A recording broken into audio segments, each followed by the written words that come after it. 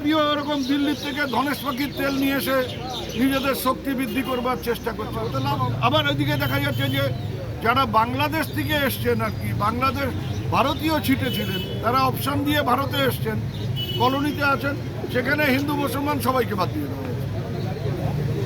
রাজবংশীরা বাদ যায় না, যারা ভূমিপুত্র, যাদের 14 পুরুষের জন্ম হচ্ছে এই মাটিতে, বাবার নাম আছে ছেলের নাম নেই, ছেলের নাম আছে বাবার নাম নেই।